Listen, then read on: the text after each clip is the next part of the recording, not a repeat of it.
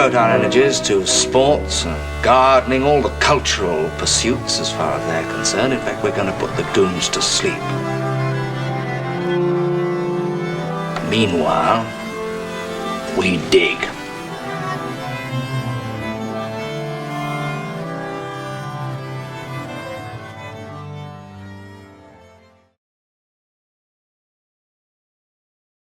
Greetings, this is Byrne Power coming to you from Tbilisi, Georgia. And today we're going to be fighting the enemy. What's the enemy, Byrne? Is it the political party that I love to hate? No. Is it that country that's so bad? No. You want me to show you the enemy? Watch this. That's the enemy. Dull, white, cheap white walls. So cheap it's just a plastic piece of wallpaper. In America, they're often just painted white, dull, creating these sterile spaces that you can't stand being in. And I moved into this place a few years back. Just, it seems like a while now, but at the beginning of 2022, I found the place at the end of 2021, and I am here. And what we're going to do today is change this, not this one, but the one in another room that I've been working on for, it seems like a good part of a year, but honestly, I haven't been working on it every day or anything like that. But we're going to describe the process of adding texture, bringing texture to life. Now, this isn't going to be everyone's cup of tea, but I think if you've understood what I've been talking about, you'll understand why this is important to me, and it's not just an exercise in house painting. Come along, let's describe the process. So let's begin. Let's start at the beginning. Here is a photo from the original internet page that had my apartment on it, which was unusual for a Georgian apartment because it had nothing in it. Usually when they call something an apartment, it's full of big, dark, heavy furniture which would clog up the walls, which is particularly a problem for me since I am looking to build bookshelves and put things on them. But of course I see this white surface here, and I am completely baffled by it. There's a close-up view. Now that's all plastic, and when you touch it, it's kind of squishy. And this surface, I like texture, but that's not texture. That's fake texture. And there really is a difference between real texture and fake texture, between someone faking wood and someone creating something that is meant to be appreciated with real wood in it. I would much rather have the real wood, or the real, in this case, what is it, rock, stone? I don't know, what is that?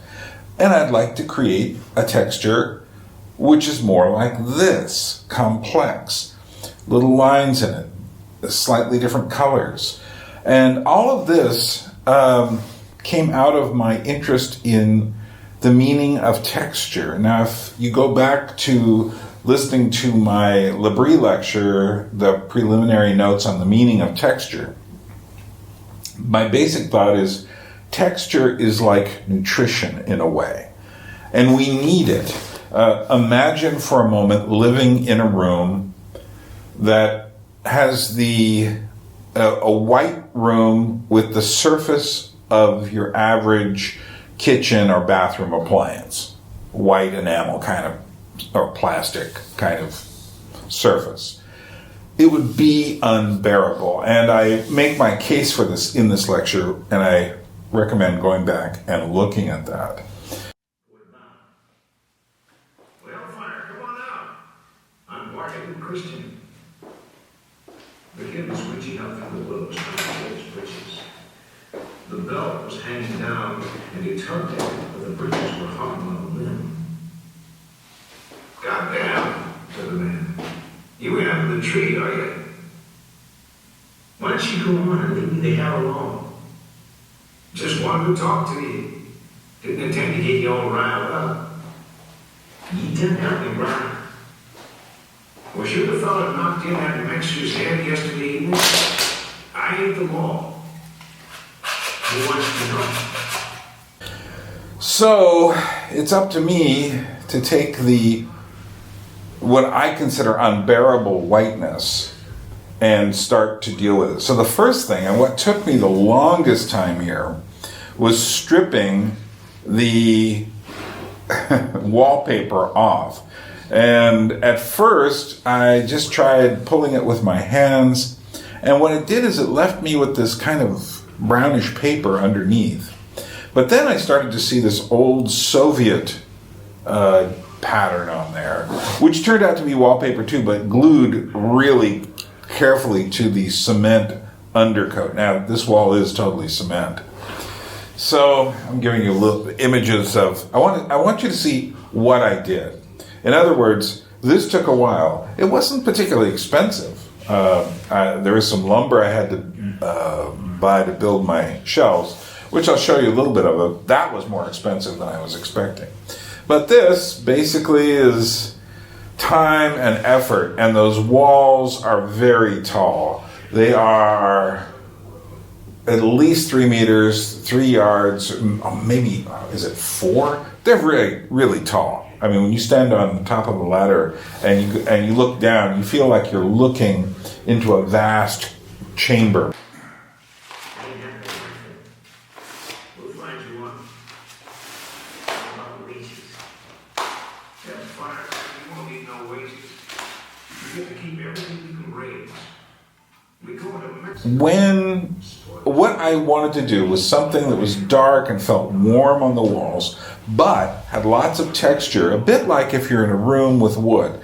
Clearly, from what I just said, buying wood and putting paneling and putting it against the walls here would break my bank, quite frankly. And the truth is, it's going to cost me some serious money to build the rest of the shelves for my library. But what I was hoping to do was there is a room, maybe I'll show a picture of it here coming up. There is a room in the Czech Republic in Prague, and it's got books all along it. It's dark, but when you look up, it's this Baroque room. It has this fake cloud kind of thing going on, and there are a lot of Baroque era rooms like that. They often have people, or they have angels, or saints and whatnot. But I like the effect of the dark wall with the light wood coming up. Now, what I've been listening to here is actually a reading of Cormac McCarthy's Blood Meridian. And a good thing to do while you're working is find something like an audiobook and listen to it and go through the whole thing. You got time, you're just sitting there, and like I said, this took days and days and days and days. And as you can see, I've sped up the film quite a bit by this point, and it's still taking a while. So, there you go. Let me show you that photo of the room from the Strahov Monastery in their library. And let me just show you that. This is what inspired me. McGill came out of the crackling fires and stood staring bleakly at the scene about him. He had been skewered through with a lens, and he held the stock of it before him. So this is what the room starts to look like. It's a greenish, dark greenish Russian wallpaper underneath that isn't going anywhere, and I'm going to paint over that. But I like the texture, except that there were very few places where it was in good enough shape to save much of it. But I decided what I was going to do was find a patch or two and save that as part of the room design. It was a crazy idea, a bit decayed. I would not call what I'm doing at all postmodern. I would say I'm beyond postmodern in some way. More Gothic, but not Gothic in the Frankenstein sense, but Gothic in the American Gothic sense of something that has, a real connection to my own personal history. And you can see here, exactly how long it takes to get each piece of wallpaper off. Now that white thing you're seeing on the right there as you look at the screen is actually all plaster. There was evidently a doorway between this room and the other room. And I was tempted to open it up again because that would have been interesting. But there was a doorway between these two rooms.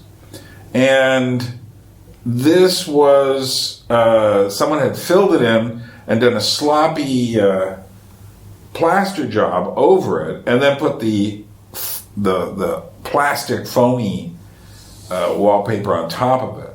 So what I decided to do, looking at that, I said, well, I don't really need to use sandpaper to even it out. My goal is I'm laying on my bed. This is going to be both my bedroom and my office space. I'm going to be laying on my bed, looking at the wall, and there's always something, like there is with wood, always something to look at. So it looks like the Russian wallpaper. Yeah, I think it is. No, that looks like the plaster. It's a combination of the plaster and the Russian wallpaper. Now, one of the things I have mentioned is that I also had to build a library. My front room looked quite empty, and I needed to get some lumber to build the room up. This is what the walls in my front room look like when I first came. This is my own photo, not the website's photo. I'm not going to use any more of those. But I took that wood, which ended up costing me about $300 because they cut it, they actually sanded it, and they added pieces to make it the right length, because evidently the sizes I want aren't a natural thing here. And this is what I created as a result. From that blonde pine wood, I stained it all, and then took the pieces which I asked them to cut. I could have cut them myself, but I asked them to cut it, and then created my library, which is in the front room. I had to buy huge pieces of maroon fabric and put them on the wall, soft kind of velvety maroon fabric, put them on the wall to give the walls some sort of sense of character. These are all Georgian art books here, so if you can't read some of them, it's because you're not Georgian. And there are also names like Lado Gudiashvili and Elena Akhvaliani and others that I don't expect most people who are not from Georgia to know, which is a shame. And these are my puppet and theater shelves here, which have been growing. So there are books there on the Commedia dell'arte, books on puppet animation, Czech puppet books there, books about the Quay brothers or Jan Schwankmeyer, and many more.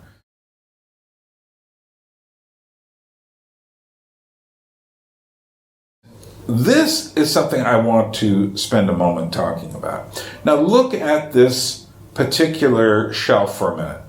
Keep an eye on this shelf. It is kind of dark, but trust me, I'm not going to change it because I want you to see what I've done here. Look at the way it feels there. Now in a moment it's going to change, and ask yourself what is changing about it. It's not the books that changed. The books are all the same identical book. Let's go back and look at it again. Do you see what I did? Is I took off all of the book covers. And I do this whenever I have a library. And the reason for it is the same reason for me changing the walls from white walls to textured walls. And that is because I believe that the darker textures of the cloth-bound, leather-bound books looks so much better, feels so much better. And I've had people comment. Even got a letter from the Quay brothers who saw a little bit of some of what I'm showing you here, and they immediately noticed what I had done with the books. Very few people picked that up right away. That the books, it's like somehow it feels like a real library, you see. And but when you take off the books, the book covers, suddenly it feels like something you can live in, and that is my point. You can see that I do buy paperback books and such. I just don't like the feel of the way they dominate. It's interesting to me. I watch many people who have books on their shelves, and they are in white cases, which just drives me nuts. It's like, white is not a good color for a bookcase. But that it goes with the white walls, I suppose. And evidently, I don't do white walls, as we shall see. And so here's another view of. There's actually 3 shelves there. A lot of the Georgian books I've picked up since I've been here. All of these have actually been picked up in the last 4 years. But I know exactly what I'm buying. I am often filling holes in the larger library. And these are 3 people I spent New Year's Eve with. They are Belarusian exiles. And I spent New Year's Eve with them, and we climbed on top of the mountain next to my house and had a toast with a kind of champagne I'd never had, sparkling wine made out of peaches from Italy. Okay, so back to the room.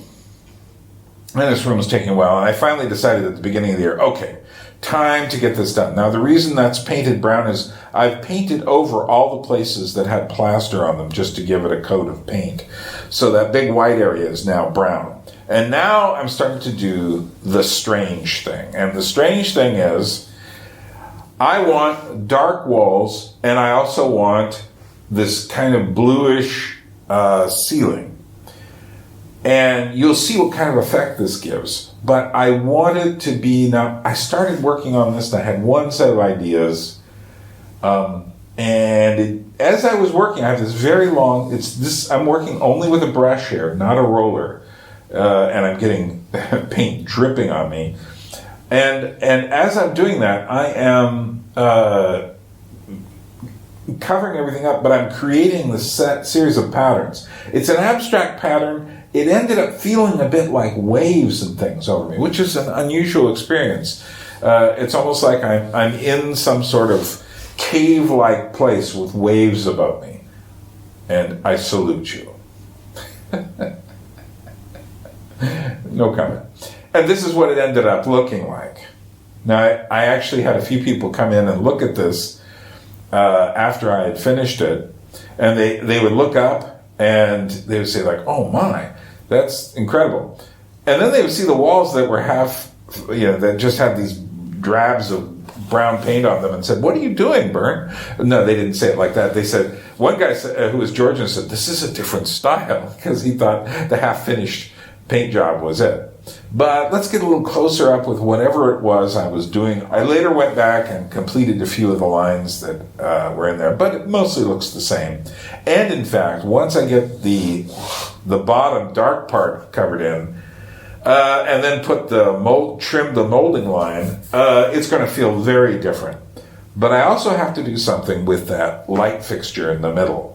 So this is what it looks like. The reason the light in the middle, the lamp hanging from the ceiling looks different is because it's got plastic over it, and I did that to protect the actual wall. And this is what I looked like after painting the ceiling. Now, unfortunately, I didn't get a picture of what I looked like after the thing was done, because by the time I was done, my whole shirt was completely covered in drips and drops. I think I've got this shirt on display here in a moment, but not quite in the middle of the process like this. It was more staged. But anyway, this is the nighttime, looking up. Now, at this point, I've done something to the light, and we'll see it better in a moment. This was an interesting thing I did, and I'm almost debating about putting that back up.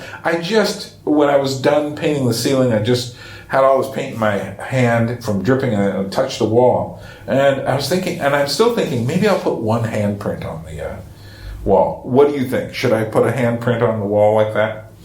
Well, you'll have to see the wall. So I put this plastic over it, this one section. And this is a section of the old Russian Soviet wallpaper that I want to save. And I'm going to put shellac over it. Now, I had the idea of going from top to bottom, just a couple of lines of the wallpaper on one side and then the other. And then I painted around the whole room. And then I looked at it and I said, yeah, it looks okay, but it didn't look like I thought it was going to look, because you're working with reality here, so you have to deal with what actually turns out. And so this is me putting the shellac. I've got the window wide open and a fan blowing on me, so I'm not breathing that stuff in. But I am purposely going from top to bottom with a couple of lines, and I'm going to paint around it. What I eventually did was something very different, which I preserved part of it, but not the whole line. So we'll see that in a moment. And of course, I've sped this up so that you can, you don't have to sit here and spend as much time as I did watching this. And at this point, I think I'm listening to garage rock mostly, which I'm always listening to something. I listened to the Iliad while I was doing this, and I listened to Cormac McCarthy and garage rock, one of my favorite genres.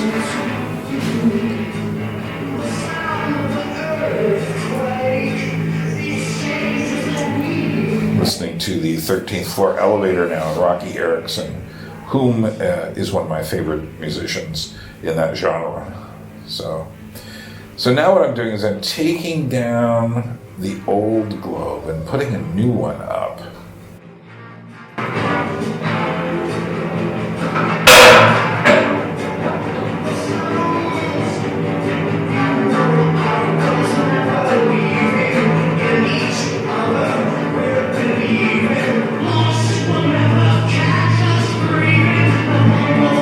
That's the new globe. So I spray painted the globe which had all these holes in it. Now, if I put a standard light bulb in there, or an incandescent bulb, it would give me all these squares against the wall, which would be great if I had a blank wall, but with all this stuff, it was just way too much texture.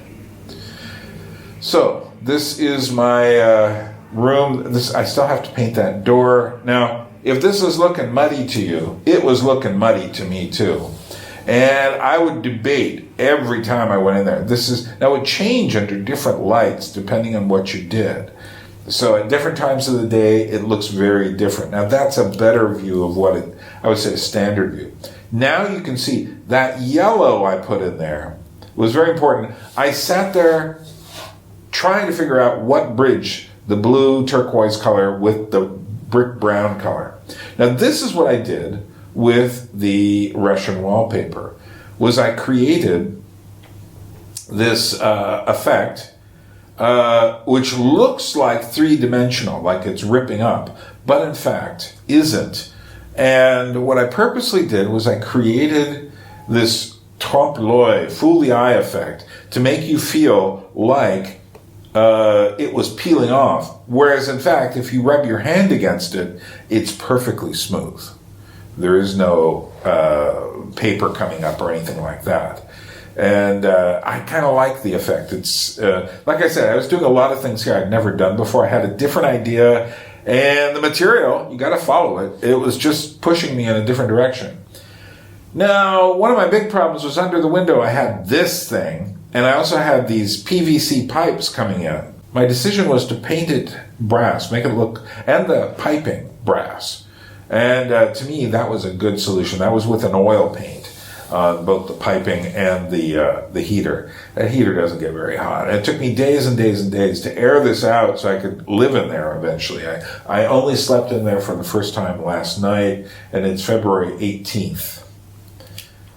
And so, let's look at the whole thing.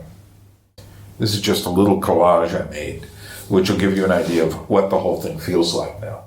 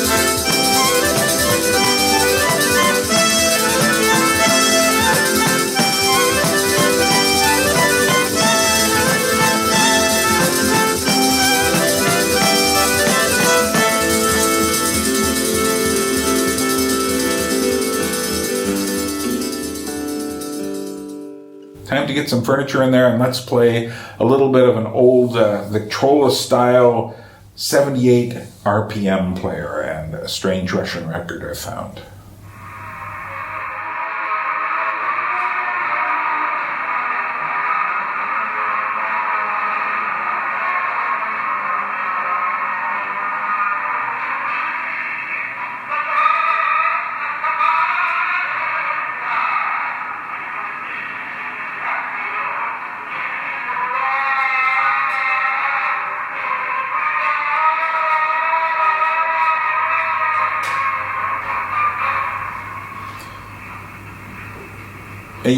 Yeah, that does sound pretty bad. And I actually hold up the Russian record at the end there. Okay, so that's the way the room feels. Now I've got some furniture in there, and my bed is the last thing to go in there. That's the way it feels in the middle of the day. There is a big window, but this is in the dark corner. I need to get more lighting. I want to get some lighting that'll really make the room glow. There are actually strips of fluorescent paint kind of cracking through. You may have noticed that. They're kind of orange and pink paint. But this is the final room. And I hope you got some sort of...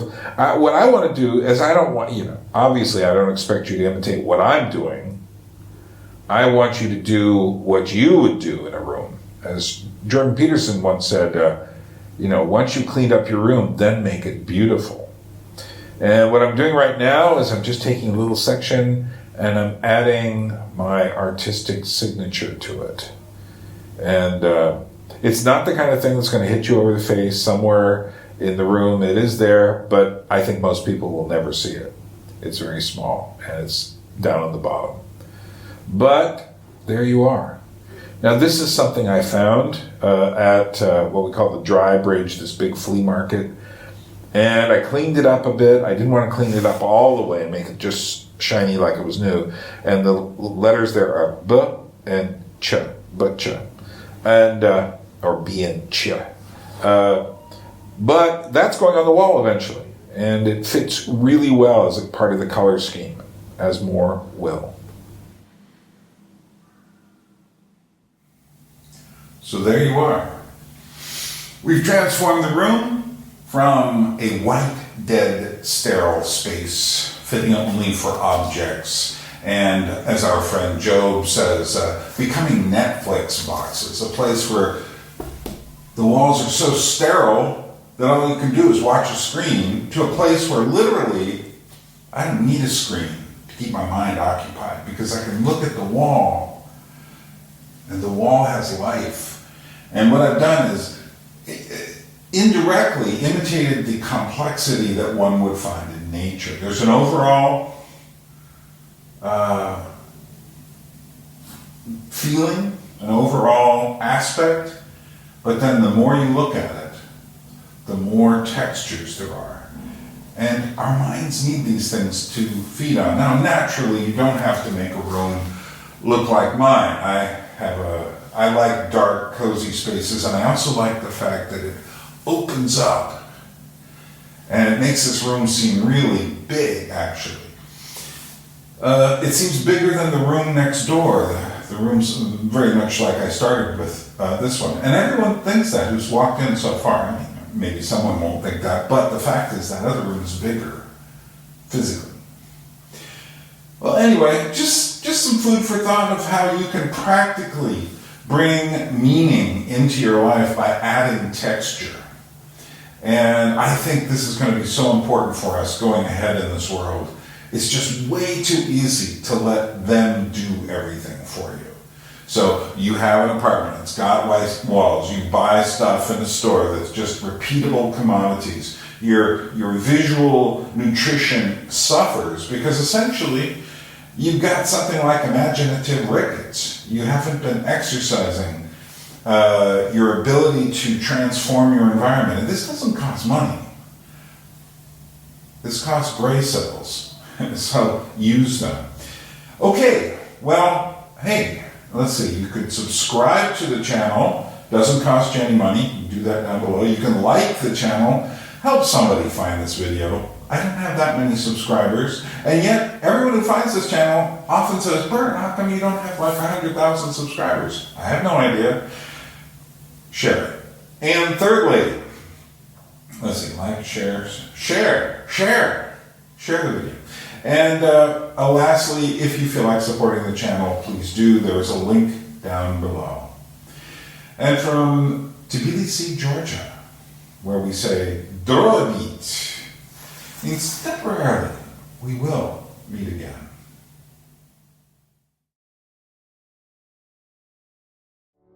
A people without history is not redeemed from time. For history is a pattern of timeless moments.